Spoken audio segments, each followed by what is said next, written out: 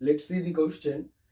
A block of mass m is connected between two massless springs, each of force constant k, and they are connected between two rigid supports. Find the period of oscillation of the body, and these are the options. Now, just see this figure carefully. Just consider we give a small amount of displacement in any direction. It may be in this direction or maybe in this direction, maybe downward direction or maybe upward direction. This amount of displacement is x. Now you can give this displacement in the upward direction or in the downward direction. So if you give this displacement x in the upward direction, then what will happen? That spring will compressed by a distance x, and that spring will elongate by a distance x. Similarly, if you do the opposite thing, that means if you give the displacement in the downward direction, then that spring will compress by a distance x, and that one will elongate by a distance x. So what will happen here? So after giving x displacement to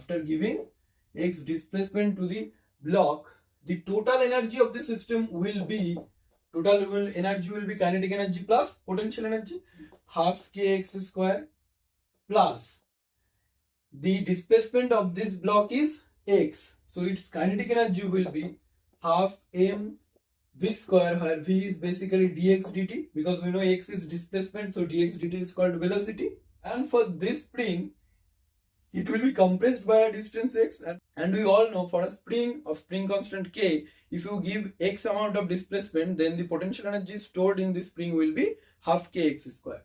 So its potential energy will also be half kx square. So the total energy will be half kx square plus half kx square, that means kx square plus half mv square, where v is basically the velocity of the block with which it is executing motion here.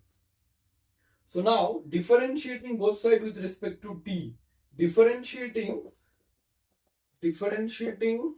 both sides with respect to t, what we got? d dt e is equal to d dt kx square plus half mv square. So that term will be 0. Why sir that term will be 0? Because E represent total energy of the system, and from conservation of energy we know total energy of any system is always conserved, and we all know if we differentiate any constant quantity it will be 0. That is why this is 0, and that one will be d dt kx square plus d dt half m v square. After solving that one will be k into 2x dx by dt plus half m, that will be 2v dv by dt. 0 equal to 2kx into v, because v is called velocity, which is given by dx by dt, plus mv into a, where a is called acceleration, dv by dt. We can take v as common, ma plus 2kx equal to 0. So that will be ma plus 2kx equal to 0. So that will be a plus 2k by m into x equal to 0. A means acceleration, that means d2x dt2, because x is the displacement.